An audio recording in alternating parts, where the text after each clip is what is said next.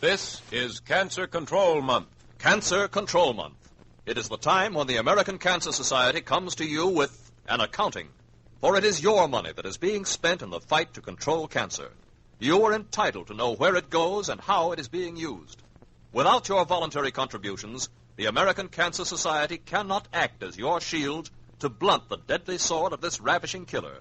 Only with your contributions now can it continue to carry the fight against cancer in the future.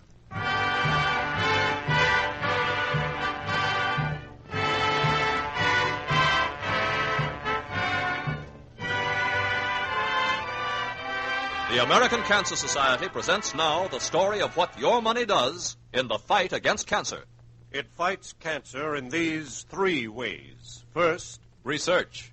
Hundreds of research projects in our greatest medical, educational, and industrial institutions. second, Service, a program designed to provide a source of public information concerning cancer and the facilities available in your community for the detection, diagnosis, and treatment of cancer. and third, Perhaps the most important control of them all, education. education.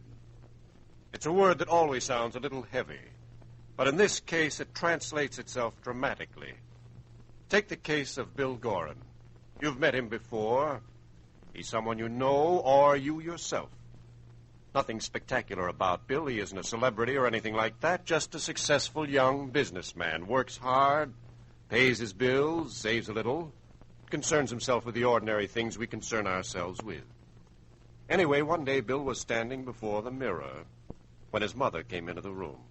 Bill, if you don't hurry, you're going to be late for the office. Oh, and why on earth are you staring in the mirror? Well, it's that sore on my lip, Mother. Oh, now don't tell me you're worrying about that again. Well, I've been talking about it and staring at it in the mirror every day for the last week, son. And I don't know what you're making such a fuss about. Well, I'm a little worried about it, that's all. Good heavens. Why, it's only a little sore. It'll go away. That's what I thought. But it hasn't gone away. Seems to me that it's getting bigger all the time. Nonsense. It's just your imagination. Well, maybe. But on the other hand, it could be Could be what? cancer. Cancer. Oh, of all the silly things. Son, what on earth has come over you? Why, it's absurd, ridiculous. It couldn't be cancer. You're like a little child afraid of the dark, looking for the boogeyman under your bed. All right, I'll admit it. I'm not just worried, Mother. I'm scared. Darn scared. Oh, now, And I don't think I'm going to wait around for it to go away. Well, what are you going to do? Not after hearing that speaker at the club last week. What speaker? He was a field representative of the American Cancer Society. What did he have to say? Well, he told us some of the primary symptoms of cancer. And he kept banging away at one thing. He said, if you think you might have cancer, see your doctor and see him early. That was the important thing. See him early. Now, Mother, I'm not taking any chances. I'm not going to wait any longer. Don't tell me you're going to run right down and see Dr. Hanley. That's just what I'm going to do. Bill Gorin, don't be a fool. You're just going to give Dr. Hanley $5 for nothing. Why, if everyone ran to his doctor just because of a little sore on the skin, there wouldn't be time or money for anything else. Well, maybe, but I'm not taking any chances. I'm going to the doctor's now, this morning.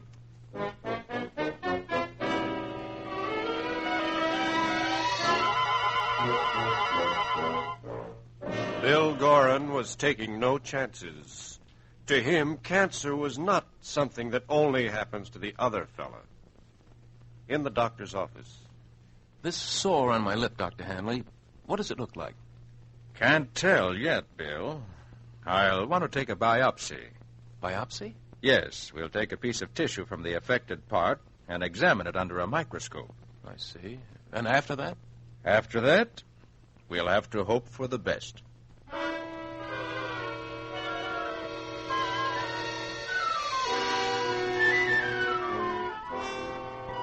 there was the biopsy, and after that, the waiting.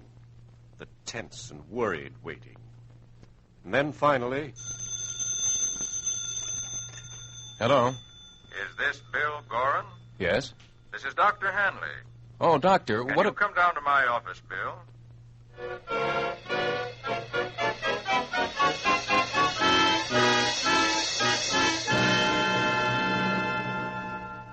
What is it, Doctor?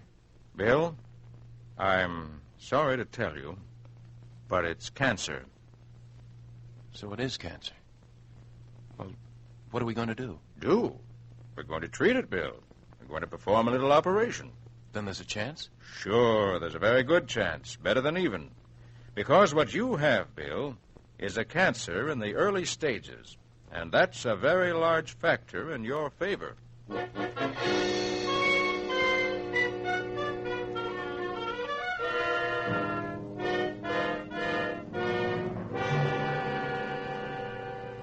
And so Bill Gorin had cancer. His mother collapsed when he told her. And Bill, well, he was worried, frightened naturally. Who wouldn't be? But he drew strength from his doctor, Dr. Handley. He said the cancer was in an early stage. That was the big thing, the important thing. That was in his favor. And then, after about 3 months, the doctor said, Bill, sit down. Yes, Dr. Hanley? Now, 3 months ago, you came in to see me with cancer on the lip. Yes. Now, I've got some good news for you. To all practical extents and purposes, you're cured. Of course, we'll want to wait 5 years before we can definitely close your case. Right now, there's nothing to worry about. Cured? Dr. Hanley, I don't know what to say. Well, I do. You're a very lucky boy, Bill. You came in to see me when your cancer was in the early stages, and that made all the difference in the world. If you had waited, you had come in for a diagnosis later when the cancer was in a more advanced stage, the consequences might have been very serious.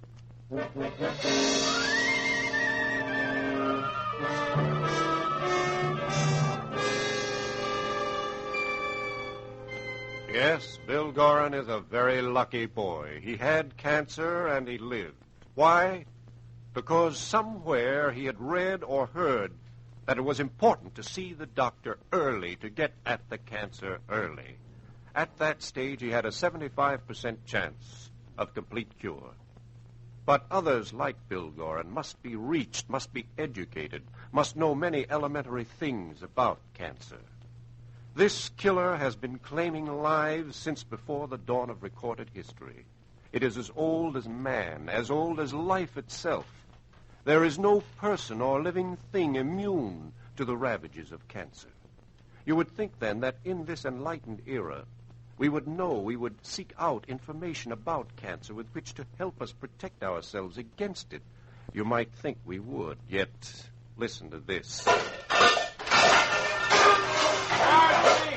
What in the world's going on out there? Oh, nothing. I'm just getting some pots out of the cupboard. You sound as if you're getting them all out and all over the floor. Sorry if I disturbed you, dear. I didn't think they were going to fall. Well, here, let me help you pick them up. Oh, thanks, but that won't be necessary. Oh, why? You keeping your cooking utensils on the floor these days? Well, these I am until tomorrow morning. Oh, then what? I'm throwing them out after I get them all together. Throwing them out? Well, they look perfectly good to me. What's the matter with them? Well, they're all aluminum. Could you reach that large frying pan up there? I don't use it very often, but it's going to. All right. Yeah, here. Margie, I don't get this. These pots and pans are in perfect condition. Some of them aren't very new, but there's years of service left in them. You haven't won a new set on a radio quiz program, have you? Nope, that's not it. And you're probably going to kick like a steer at the expense of replacing these. But I'm doing it for the sake of our health. What's the matter with our health? Nothing. Nothing at all. I just want to keep it that way. Now, look, just what are you talking about? Well, you know that Helen's husband died of cancer last week. Well, I know that, yes, but what's it got to do with us? Well, simply this. Why did Paul get cancer? Well, I don't know. Why does anyone get cancer? Well, that's what I wanted to know, so I made it my business to find out. I spoke to Helen about it, and she's convinced Paul's cancer was caused by her cooking in aluminum pots all the time. Oh, come now. You're not serious about I that. sure am. I've heard it before, and now I'm convinced it's true. Margie, you're an intelligent woman. I can't believe you'd accept something as foolish as that. I'm throwing these pots out, and we're getting a complete new set of porcelain ones. We're not going to take any chances on getting cancer. People don't get cancer from eating food cooked in aluminum utensils. Now, we're not throwing these away. Honestly, I never heard anything as crazy as that. Yes, Margie is an intelligent woman, yet she honestly believes cancer is caused by eating food prepared in aluminum utensils. This is just one of the many dangerously wrong notions about cancer. Dangerous because they cost human lives. This knowledge is passed along with good intentions but deadly effect.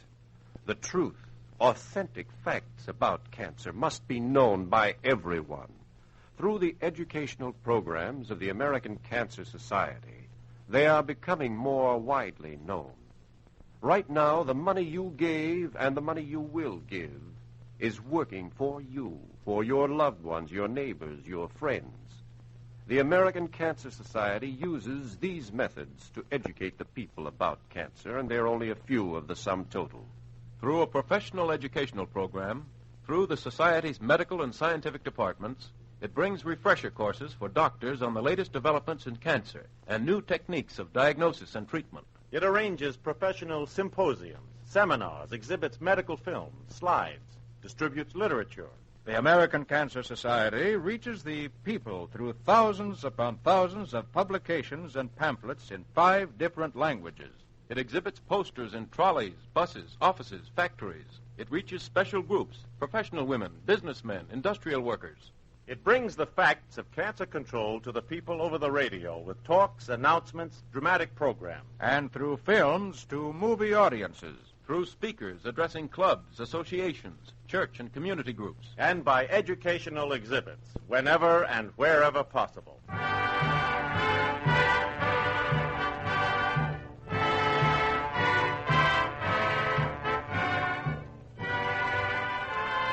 This is where your money goes in cancer control education. To arouse the indifferent, to reassure the frightened, to re-educate the misinformed, to activate the informed, to put the whole nation on the alert against dread cancer. This is how part of the contribution you gave to the American Cancer Society is being used. Combined with its programs of research and service, this is the job the Society is doing for you. But the job is nowhere near done. The battle for cancer control is going on, and it must still go on. This is an expensive battle. It costs money. The American Cancer Society needs your contribution to carry on the fight. It must have it to go on saving lives. For after all, it is supported by your money. Give as much as you can. Give more than you can. This is a fight for life, and it may be your life.